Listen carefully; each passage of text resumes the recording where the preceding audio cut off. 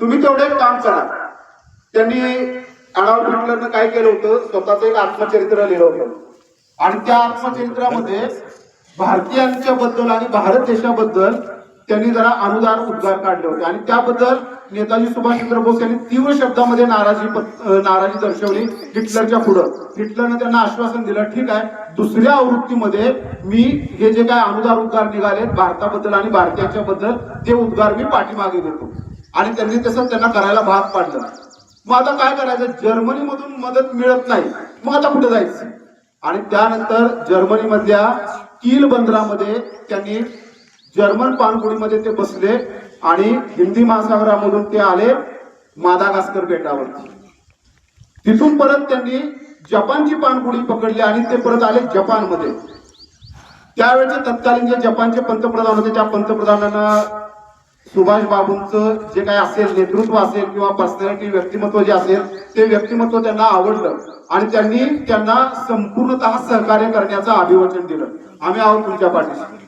जपानच्या पंतप्रधानांनी दरम्यान सिंगापूरमध्ये रासबिहारी बोस नावाचे एक वरिष्ठ क्रांतिकारी होते आणि या रासबिहारी बोस यांनी वृद्ध झाले होते. त्यांनी मग परत काय केलं की स्वातंत्र्याची जी धुरा होती ती नेताजी सुभाषचंद्र बोस यांच्यावरती म्हणजे टाकली, त्यांच्या खांद्यावरती टाकली आणि विदेशामध्ये त्यांना नेताजी ही पदवी मिळाली. तोपर्यंत ते सुभाषचंद्र बोस होते. मग त्यानंतर त्यांनी परत पुढे काय केलं की आझाद हिंद सरकारची स्थापना केली आणि या आझाद हिंद सरकारचे ते ज्याला आपण काय म्हणतो की आझाद हिंद सरकार म्हणजे स्वतंत्र भारताचं, म्हणजे त्यांनी असं समजलं होतं की अंतिम सरकार आहे आपलं. आणि त्या सरकारचे ते राष्ट्रपती, पंतप्रधान, सरसेनापती सगळे नेताजी सुभाषचंद्र बोस होते. मोठ्या प्रमाणामध्ये त्यांनी पलटण उभा केली. स्त्रियांसाठी सुद्धा झाशीची राणी लक्ष्मीबाई ती एक पलटण त्यांनी स्त्रियांच्यासाठी वेगळीच केली. आणि त्यानंतर मग जपानच्या लष्करानं या आझाद हिंद फौजेला मोठ्या प्रमाणामध्ये मदत केली. ब्रिटिशांच्या सैन्यांमधून जे बंदी झालेले जे भारतातले तरुण होते फौजेमध्ये त्यांचा समावेश जपानच्या लष्करानं या आझाद हिंद फौजेमध्ये त्यांना सामावून घेतलं आणि अक्षरशः थक्क करण्यासारखी कामगिरी केली नेताजींच्या या फौजेनं. त्यांनी अगोदर अंदमान निकोबार बेटे जिंकून घेतली ब्रिटिशांच्या ताब्यातनं. अंदमान निकोबार बेटे घेतल्यानंतर त्यांनी अनुक्रमे स्वराज आणि शहीद ही नावं दिली आणि या अंदमान निकोबार बेटावरती नेताजींचं अनुशासन त्या ठिकाणी प्रस्थापित केलं आणि पुन्हा ते परत पुढच्या मोहिमेला निघाले आणि भारताच्या अगदी सरहद्दीपर्यंत इम्फाळ कोहिमापर्यंत ते येऊन पोहोचले. मात्र तिथपर्यंत आल्यानंतर थोडंसं प्राबल्य कमी पडलं असेल किंवा ब्रिटिश फौजांचं प्राबल्य थोडंसं जास्त वाढलं असेल या आझाद हिंद फौजेला आणि जपानला म्हणजे जपानच्या लष्कराला माघार घ्यावी लागली. दरम्यान दुसऱ्या महायुद्धामध्ये जपानचा पराभव झाला आणि त्यामुळे मग आझाद हिंद फौजेची जी शक्ती होती, ताकद होती ती कमी झाली. आता काय करायचं, हार मानणारे नव्हते नेताजी. काही जरी झालं तरी भारताला स्वातंत्र्य मिळवून द्यायचं आहे. आव्हान केले, तुम मुझे खून दो मैं तुम्हें आजादी दूंगा. दिलेल्या वचनाला जागलं पाहिजे. जसं आपण बोलतोय तसं आपण करून दाखवलं पाहिजे. आता काय करायचं. त्यानंतर मग त्यांनी रशियन सरकारची मदत घ्यायचं ठरवलं नेताजींनी.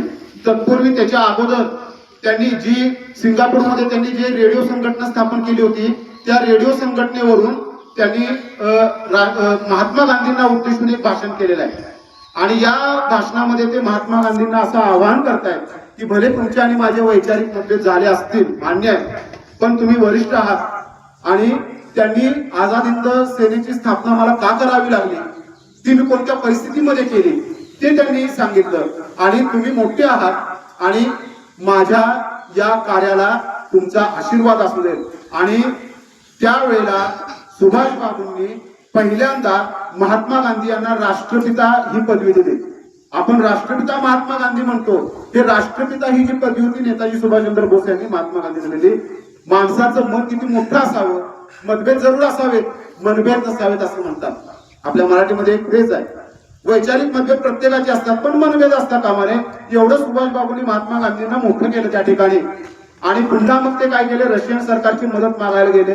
पण दुर्दैवानं 18 ऑगस्ट 1945 रोजी काय झालं परमेश्वराला माहिती. जात असताना विमानामधून विमानाला अपघात झाला किंबहुना झाला असावा माहित नाही, पण तैवानच्या धर्तीवरती ते विमान पडलं आणि त्याच्यामध्ये नेताजी सुभाषचंद्र बोस यांचा दुर्दैवी मृत्यू झाला असं म्हटलं जातं.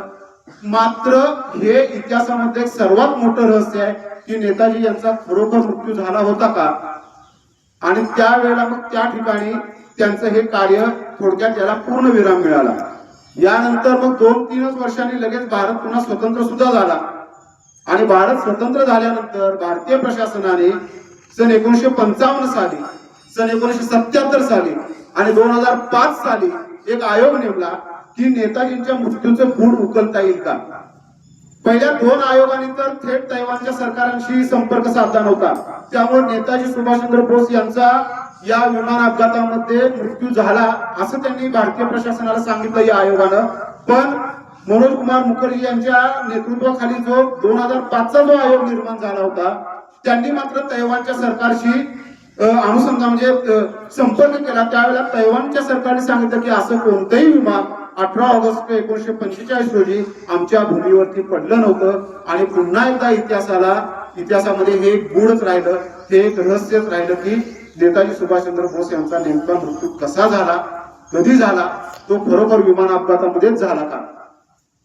नेताजींच्या या कार्याची दखल घेऊन वास्तविक पाहायला गेलं तर 1992 मध्ये भारत सरकारने त्यांना मरणोपरांत भारतरत्न ही पदवी दिली होती. मात्र एक जनहित याचिका दाखल झाली आणि या याचिकेमध्ये असं म्हटलं गेलं की नेताजी यांचा खरोखर विमान अपघातामध्ये मृत्यू झाला होता का, आणि जर तो झाला नसेल आणि यदाकदाचित जर ते हयात असतील तर मरणोपरांत जो पुरस्कार दिला जातो तो देणं चुकीचं आहे. आणि त्यामुळे दिलेला पुरस्कार परत भारत सरकारने काय तुमच्या सुप्रीम कोर्टाच्या आदेशानुसार तो परत भारतरत्न पुरस्कार हा काढून घेतला गेला. हाही एक भारताच्या इतिहासामध्ये पहिल्यांदाच घडलेली घटना आहे की एखाद्या व्यक्तीला मरणोपरांत ज्या वेळेला हा पुरस्कार दिला जातो भारतरत्न तो परत काढून घेतला जातो. पण हे असं घडून आलं. जे काय असेल ते, परंतु नेताजी सुभाषचंद्र बोस यांचं जे कार्य आहे हे कार्य इतकं महान आहे. त्यांचं एक वाक्य तर खूप महत्वाचं आहे, स्वातंत्र्य हे कधीही भीक मागून मिळत नाही, ते हिसकावून घ्यावं लागतं. आणि ते हिसकावून घेण्यासाठी त्यांनी आपल्या आयुष्यातल्या उत्तरार्धातली बरीच वर्ष त्यांनी अतिशय खडतर परिश्रम घेतले आणि त्यांच्या या कार्याचं योगदान आपणाला स्वतंत्र भारतातले नागरिक म्हणून आपणाला घ्यावंच लागेल. त्यांचं हे महत्व आपल्याला समजून घ्यावं लागेल. अशा या फार मोठ्या विभूतीचा आज जयंती, त्यानिमित्त आपण त्यांच्या प्रतिमेला वंदन करू आणि त्यांनी आपणाला जो एक आणि शिस्त बाळगली पाहिजे, प्रचंड शिस्त पाहिजे आयुष्यामध्ये. त्यांनी सांगितलेलं आहे धाडस पाहिजे, करेज पाहिजे, अन्याय अजिबात सहन करायचा नाही हे त्यांनी सांगितलेलं. त्यांच्या मनोगतामधली ही काही वाक्य आहेत जी मी ऐकलेली आहेत त्यांच्या भाषणामध्ये. अन्याय सहन करू नका अजिबात, कुठलाही आपली चूक नसेल तर अन्याय सहन करायचा नाही, प्रचंड शिस्त पाहिजे आपल्या ठिकाणी आणि कधीही घाबरायचं नाही, कायम धाडस पाहिजे आपल्या अंगामध्ये. आणि त्यांच्या या संपूर्ण आयुष्याचा आपण ज्या वेळेला लेखाजोखा बघतो त्यावेळेला जशा पद्धतीनं त्यांचं जे वैचारिक त्यांचे जे काही विचार होते त्या विचारांवर हुकूम त्यांनी आपलं आयुष्य व्यतीत केलेलं दिसून येतं. अशा या थोर व्यक्तिमत्वाला, स्वातंत्र्यवीराला मी शत प्रणाम करतो. आणि अजून एक, तुम मुझे खून दो मैं तुम्हें आजादी दूंगा, ही जी त्यांची घोषणा होती आणि एक त्यांनी घोषवाक्य दिलं. आज ज्या वेळेला भारतामधला प्रत्येक नागरिक, प्रत्येक वक्ता ज्या वेळेला आपल्या भाषणाचा समारोप करतो त्यावेळेला काय म्हणतो, जय हिंद, जय महाराष्ट्र, जय भारत. ते जे जय हिंद हे जे शब्द आहेत ते जय हिंद हे जे काही घोषवाक्य आहे ते सुभाष बाबूंनी प्रत्येक भारतीयाला दिलं, जय हिंद. तर आजच्या त्यांच्या या जयंतीच्या निमित्तानं मी पुन्हा एकदा त्यांना अभिवादन करतो आणि पी.एच. पाटलांना मी खरोखर पी.एच. पाटील सरांना मी आभार त्यांचे व्यक्त करतो की त्यांनी हा अगदी छोटासा आणि अचानक कार्यक्रम घ्यायला परवानगी दिली आणि मनोगत व्यक्त करण्याची संधी दिली. पुन्हा एकदा सर्वांचे आभार, धन्यवाद. जय हिंद, जय महाराष्ट्र.